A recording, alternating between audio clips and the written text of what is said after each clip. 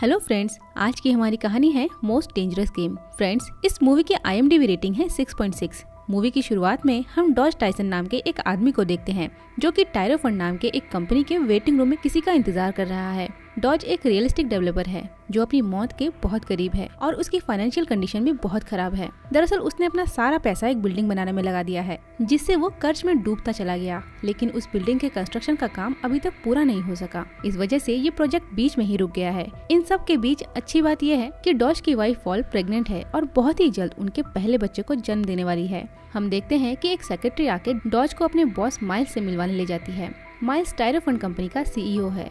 वो डॉज को बोलता है कि अगर वो एक गेम खेले तो वो मल्टी मिलियनियर बन सकता है और इस गेम में उसका शिकार किया जाएगा। डॉज इस तरह के गेम के बारे में जान के बहुत हैरान हो जाता है, इसीलिए वो इस गेम को खेलने के लिए मना कर देता है। लेकिन माइल्स उसे कन्विंस करता है और उसे बोलता है कि तुम जल्द ही मरने वाले हो और तुम्हारे पास तुम्हारी फैमिली के लिए कोई भी सेविंग नहीं है।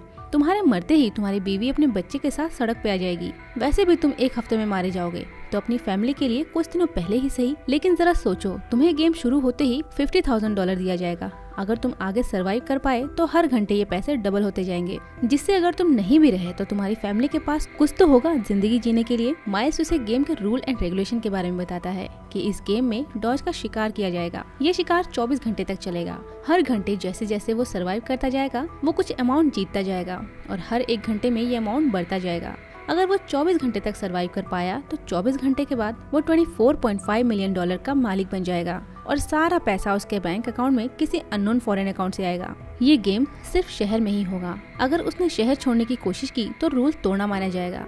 फिर गेम खत्म नहीं होगा बल्कि उसके खत्म होने तक जारी रहेगा। माइल्स उसे आगे बताता है कि सारे शिकारी सिर्फ अपने एंजॉयमेंट के लिए शिकार करते हैं। डॉज को इस बात की जरा भी जानकारी नहीं है कि शिकारी कौन है। वो कोई भी हो सकता है, कोई भी।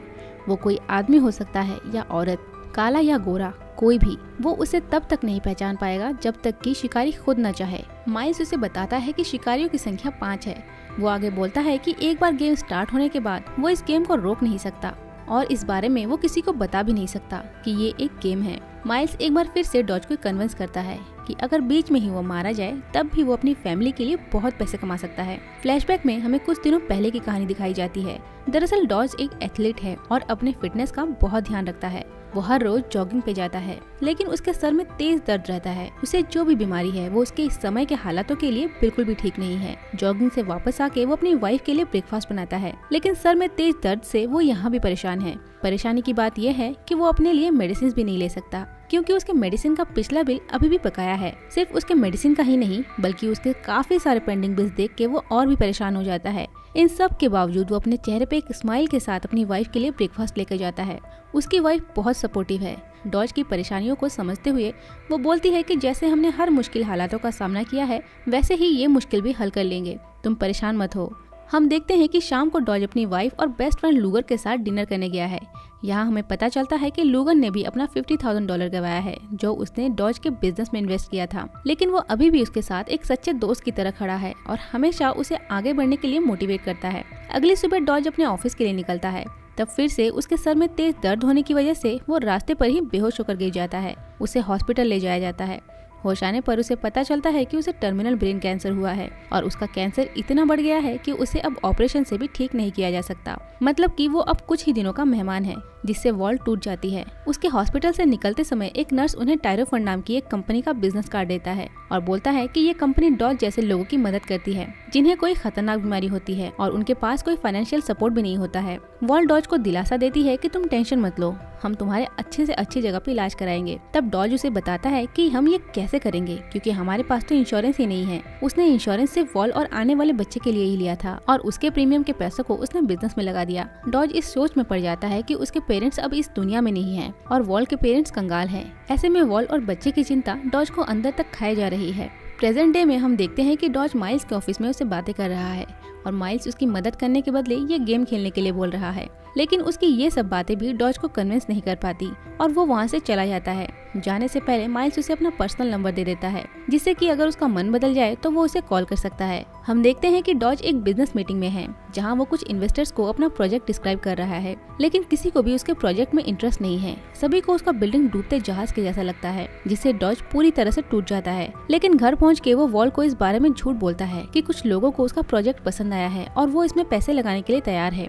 अब जल्द ही वो अपना इलाज करवा लेगा, जिससे वॉल काफी रिलैक्स हो जाती है। वो वॉल को बोलता है कि वो जॉगिंग पे जा रहा है, लेकिन वो माइल्स से मिलता है। माइल्स डॉज का सारा सामान ले लेता है, जैसे उसका वॉलेट, फोन वगैरह, लेकिन वो उसका मेडिसिन नहीं लेता। साथ ही वो डॉज को एक फोन देता है उसका लोकेशन ट्रैक करने के लिए। ये फोन हर 1 घंटे बाद 15 सेकंड के लिए उसका करंट लोकेशन शिकारी को सेंड करेगा।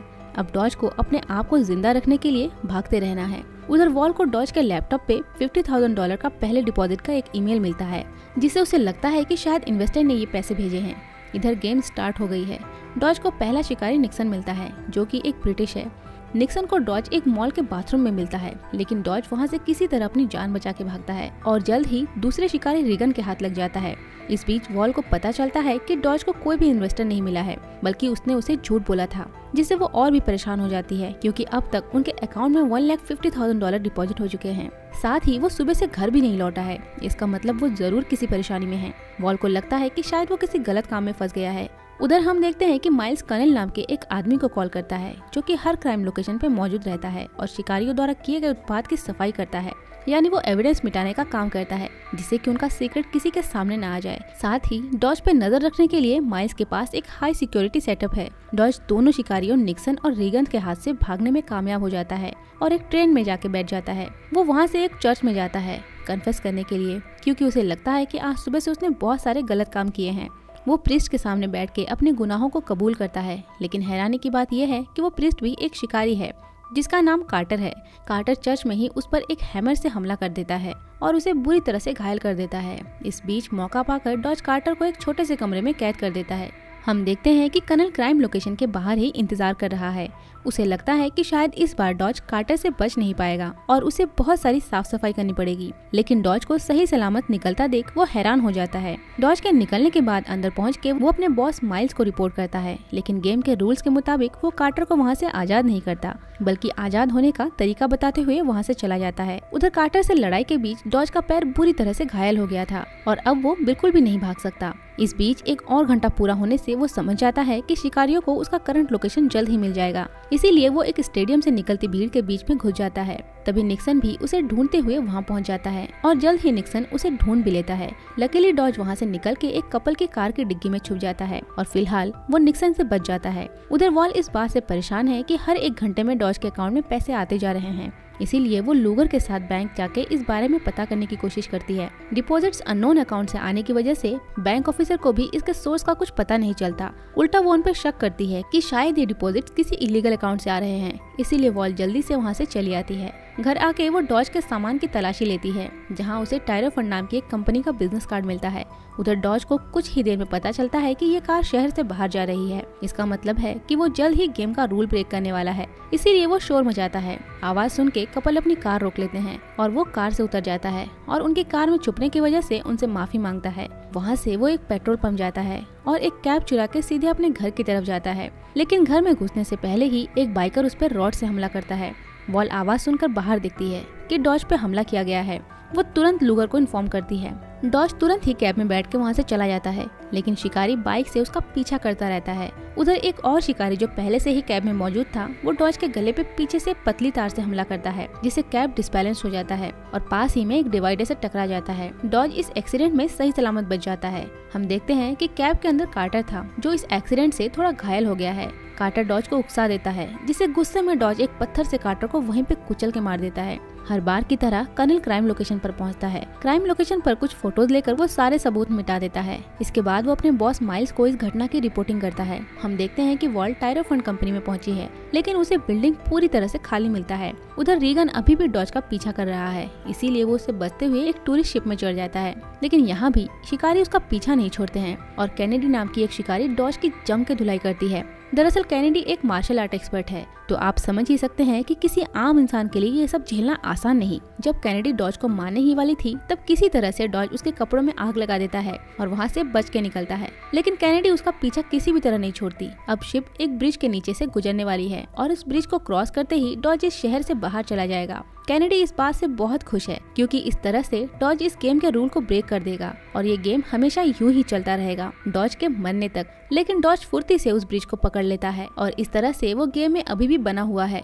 कैनेडी भी उसके पीछे आती है उसे मारने के लिए, लेकिन चालाकी से डॉज उसे नीचे पानी में गिरा देता है और इस तरह से वो एक बार फिर से सरवाइव कर जाता है। डॉज ने अब इस गेम को बहुत इंटरेस्टिंग बना दिया है। ये सब देख के माइल्स बहुत खुश है। आगे हम देखते हैं कि इस तरह से शिकारियों से बच के भागते समय एक गैंग ने डॉज को किडनैप कर लिया है। उनके हाथ डॉज का फोन लग जाता है जिसमें वो देखते हैं कि उसके पास $17 मिलियन है, साथ ही उसके पास फेक मेडिसिन है जिससे उन्हें उसके ड्रग डीलर होने का शक होता है। ये बात जान के डॉज हैरान हो जाता है कि उसकी मेडिसिन फेक है। वो किडनैपर्स को समझाने की बहुत कोशिश करता है कि उसे यहाँ से जाने दें, नहीं तो उनके लिए बड़ी मुसीबत खड़ी हो सकती है, लेकिन वो किसी भी हाल में उसे छोड़ना नहीं चाहते, बल्कि वो उसकी बुरी तरह से पिटाई करते हैं। किडनैपर्स उसे मारने ही वाले थे कि तभी वहाँ 5th एंड फाइनल शिकारी LBJ आता है। अंदर पहुँचते ही वो अंधाधुंध गोलियां चलाता है जिससे सारे किडनैपर्स मारे जाते हैं सिवाय डॉज के। डॉज उस बिल्डिंग की खिड़की से भागने की सोचता है, लेकिन खिड़की से उसे रीगन ऊपर चढ़ते हुए दिख जाता है और दरवाजे के बाहर LBJ मौत के सामान के साथ उसका पहले ही इंतजार कर रहा है।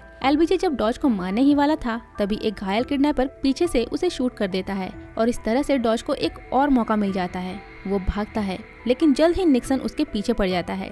उधर कर्नल अपना यूजुअल वर्क शुरू कर देता है और पुलिस के आने से पहले ही अपना काम खत्म कर देता है। डॉज इधर निक्सन से छुप के हॉस्पिटल जाता है जहां लास्ट टाइम उसे एडमिट किया गया था।